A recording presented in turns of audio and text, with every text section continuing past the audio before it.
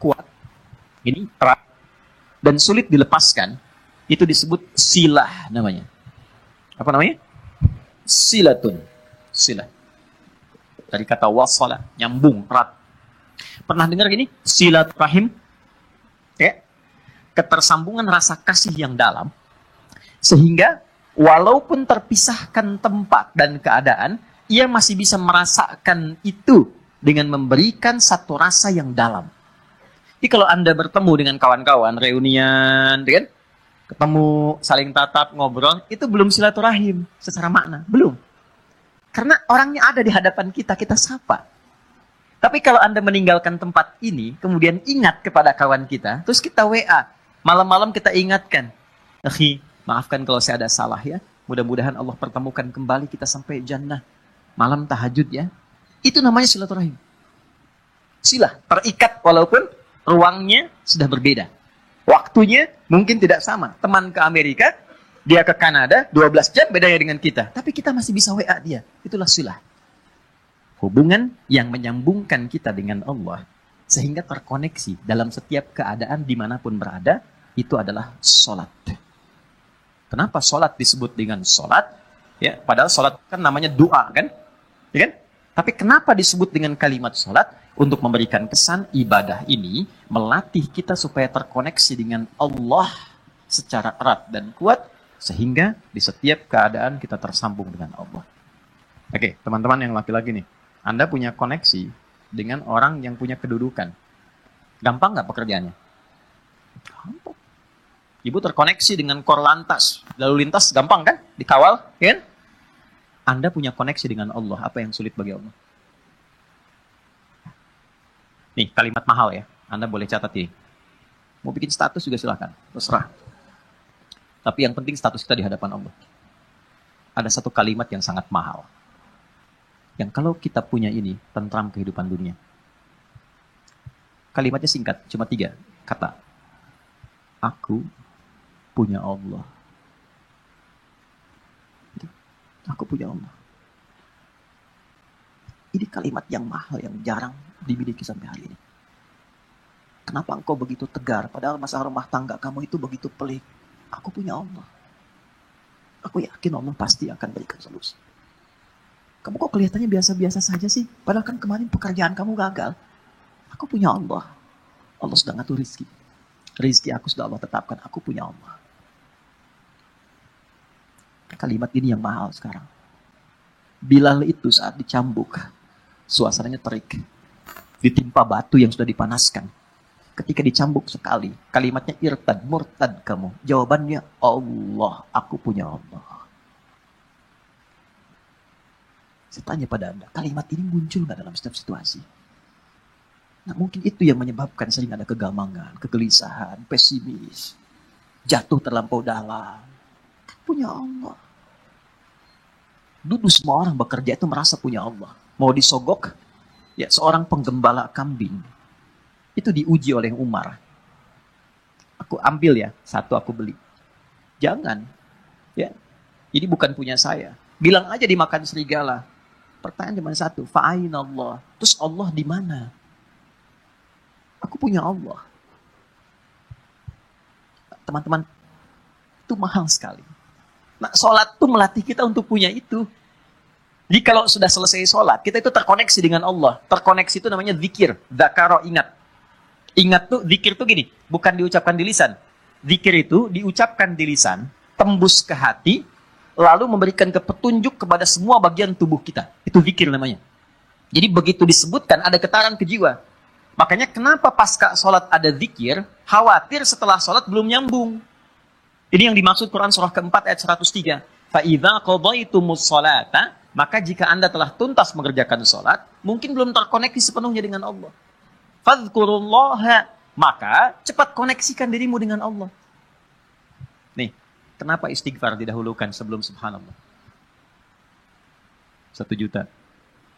Serius? 5 juta. Umroh lah tawaran terakhir tuh. Ini serius umroh, bintang 5. Waktu habis, udah. Waktu habis. Salah sendiri kenapa maju. Cepet.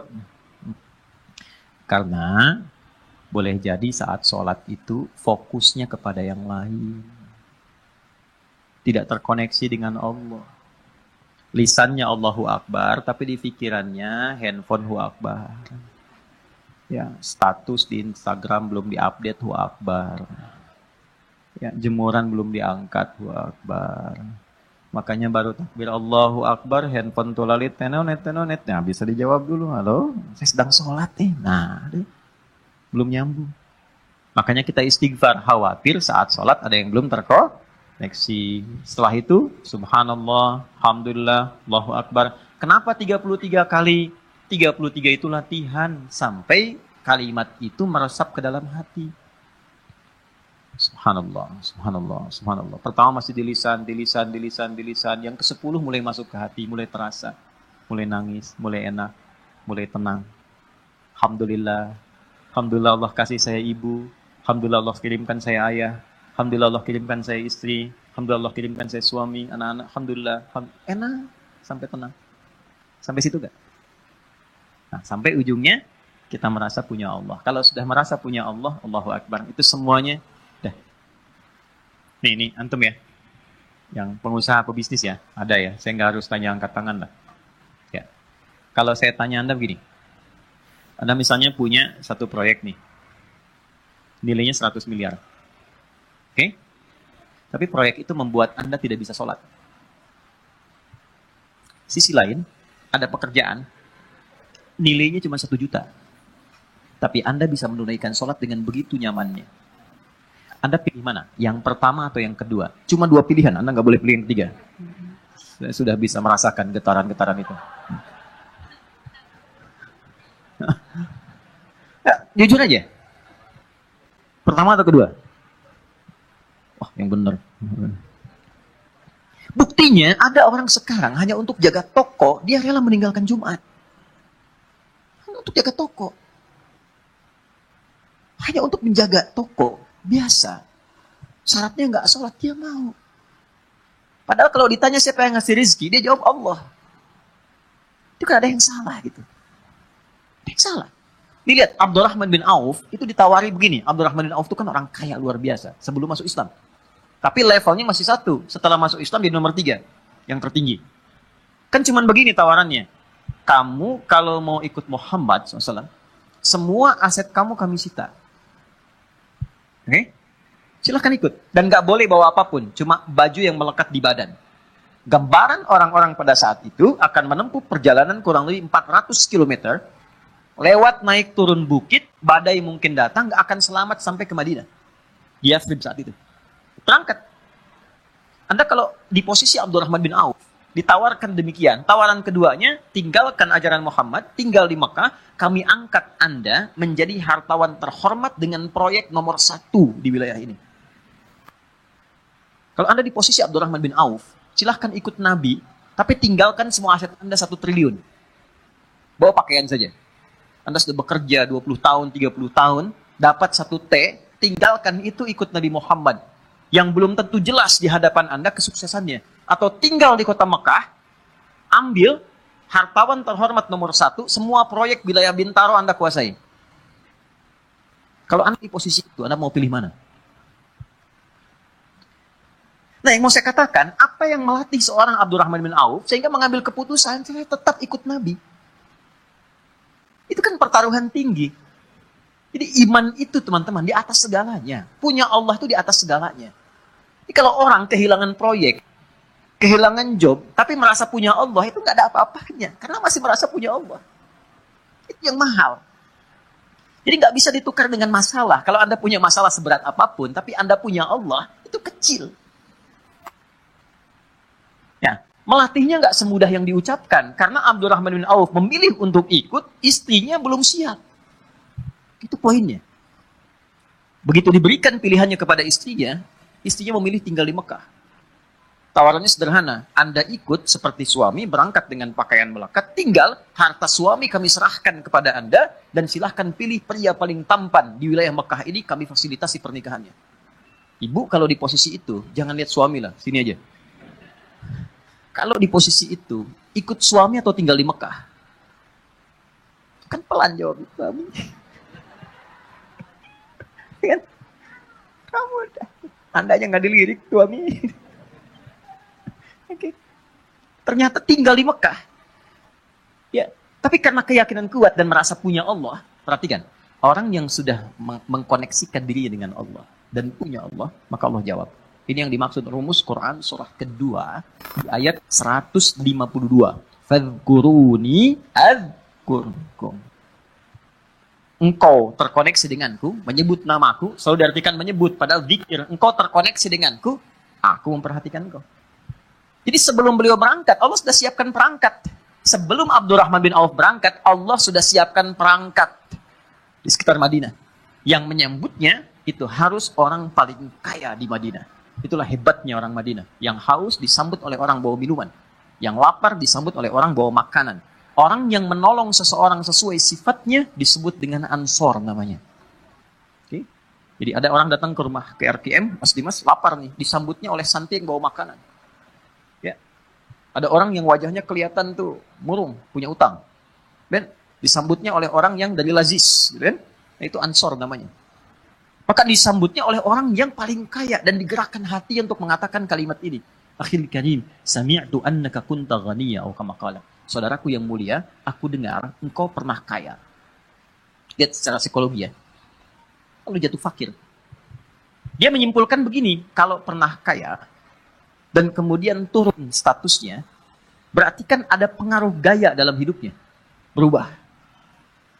Saya sering kutip rumus gaya itu F1 sama dengan F2. Ya, gaya gerak sama dengan gaya dorong. Kan? Pelan jadi pelan, kencang jadi kencang. Kalau naik mobilnya angkot, kan turunnya juga menunduk, terus sedekah kan. Kalau mobilnya lebih bagus kan langsung begini, kadang-kadang nggak bisa buka pintu ya. Ya kan? F1 sama dengan F2. Tapi kan ada hukum Pascal di dalamnya. F berbanding lurus dengan P. Gaya berbanding lurus dengan tekanan. Semakin banyak gaya, semakin tertekan hidupnya. Oke? Saat punya sesuatu, gayanya kebanyakan. Gayanya banyak. Begitu sesuatu itu hilang, gaya nggak tertahankan. Akhirnya flexing demi gaya. Maaf, ya ada inflasi gaya gitu. Ya. Berlebihan. Nah ini kan jadi tekanan. Nah dia menilai begitu. Dia nggak tahu kalau Abdurrahman bin Auf ini sudah dididik ya oleh Nabi, punya Allah. Ditawarkannya begini, saya dengar Anda pernah kaya. Kalau ingin kaya lagi, ambil setengah harta saya. Coba. Kalau Anda ingin, saya dengar Anda ditinggalkan keluarga dan istri. Kalau ingin menikah lagi, pilih perempuan paling cantik di Yathrib ini. Sekalipun bagian dari keluargaku, aku fasilitas pernikahannya. Gantian ya Bu. Kalau Anda di posisi itu, dan tidak harus lihat ke sana, apa yang Anda pilih? Diterima atau tidak ditolak sama sekali? Saya sudah tahu wajahnya, ini percuma saya tawari. Berat ya? Ya kan? Ketemu orang paling kaya itu kebunnya paling banyak, ya, macam-macam, untanya paling banyak, ya mungkin kurang lebih 5T lah asetnya, bagi 2,5T. Tawaran pertama, di kesempatan pertama, ditawarkan 2, dijawab 2. Au kama qala jazakallahu khaira, arini ainal aswaq. Terima kasih, semoga Allah berikan pahala atas tawaran kebaikan Anda. Cukup tunjukkan padaku di mana pusat bisnisnya. Tuh. Beliau bukan anti untuk dapat materi atau menolak kebaikan, bukan. Ingin menunjukkan saya punya Allah dan saya akan buktikan rasa memiliki saya dan rasa punya Allah itu melebihi atas apa yang Anda tawarkan. Cuma butuh waktu 1 tahun sampai 2 tahun jadi orang paling kaya di kota Madinah itu.